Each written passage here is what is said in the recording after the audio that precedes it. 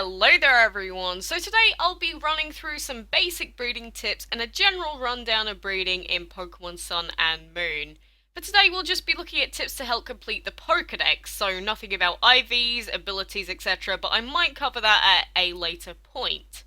So very first thing, you'll need to have made your way over to the Pokemon Nursery at Paniola Ranch. This is more or less right next to Paniola City. And this is the building that you'll enter, and the cowgirl at the desk will ask if you want them to take care of your Pokemon. They do also mention that there's a chance for your two Pokemon to produce an egg while they're in the nursery. So this is where Pokemon egg groups come into play. Every Pokemon has a certain egg group, and they can only breed with Pokemon within that egg group. That is, apart from those in the undiscovered / no egg group and the Ditto egg group.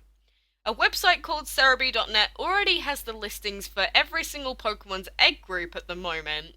And this page here is their no egg group section, so all of the Pokemon listed here, mostly legendaries, cannot produce an egg. But if we go back to the Pokedex section, we can click the tab to show us every single egg group available. So obviously within each egg group you'll need one Pokemon to be a female and one to be a male, since Nintendo seems to be following the normal rules of nature here. And the Pokemon produced will always be from the same species line as the mother. So if we take the example here from Bulbapedia, if a male Flareon and a female Bibarel were to breed, they would produce a baby Bidoof, as the Bibarel was the female. So that means there's no chance to breed any baby Eevees from that combination.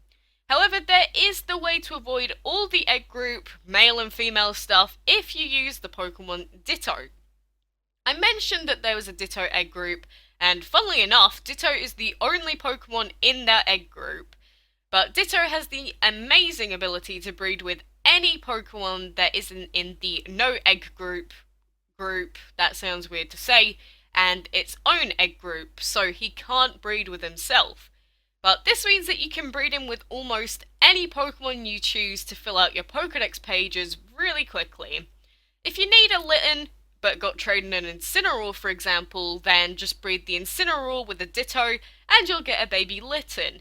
If you caught a Golduck in the ocean but need a Psyduck for your Pokedex, breed the Golduck with a Ditto and get a baby Psyduck. And the good news is that you can catch Dittos in the wild in Pokemon Sun and Moon. They can be found in the tall grass at Mount Hokulani, just south of the Hokulani observatory, you know, where the Sophocles trial took place, and this is on island Ula'ula.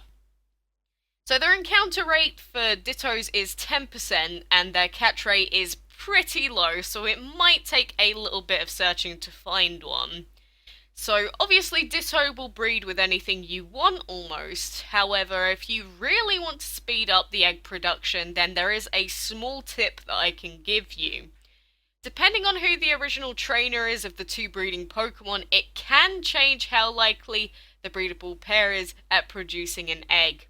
So this is to do with the breeding rate of Pokemon, and for whatever reason, two Pokemon caught by the same trainer are less likely to produce an egg than if you breed one of your Pokemon with a Pokemon from another person's game.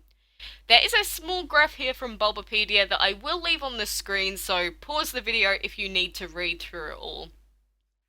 So basically, if we wanted to increase how quickly our Pokemon produced eggs with Ditto, then really we should just trade our Ditto with someone else for one of their Dittos that they've caught.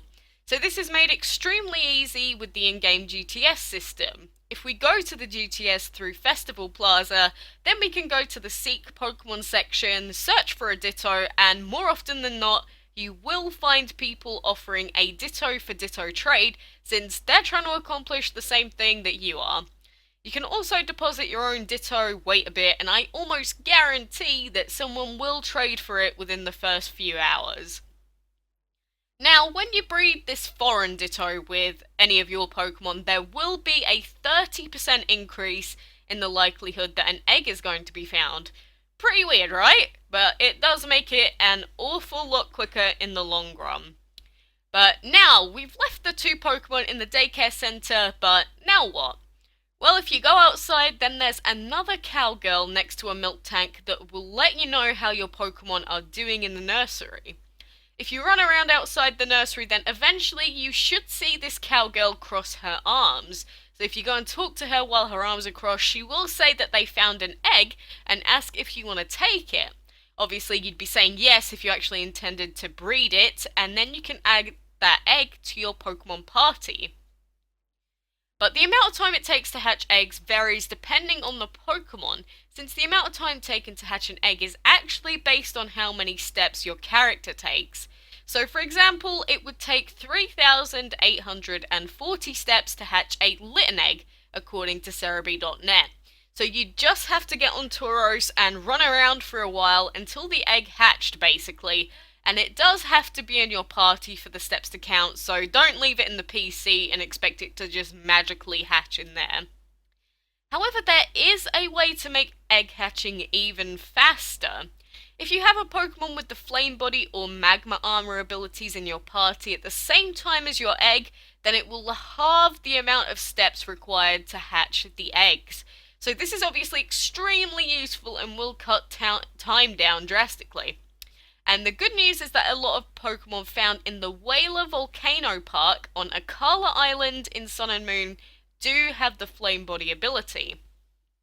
So I went in and caught myself a Magby from the Volcano Park since it has the Flame Body ability, and now keep that as the only Pokemon in my party apart from all the eggs. So you can have a Magby and 5 eggs in your party, run around in front of the nursery on Tauros, and then wait until the game says, oh, and then it will show the egg hatching animation.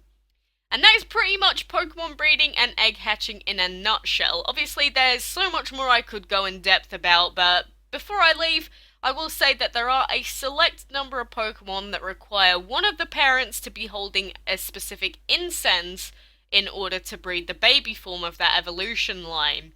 There is a small list of these on the Bulbapedia breeding page, so if you want to take a look through it and the specific Pokemon, then do check it out. I will leave the link to that in the video description.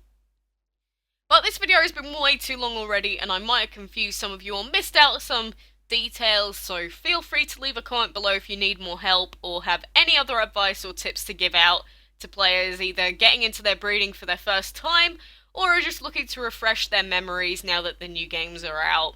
So thanks a lot for watching, and until next time, I will see you then.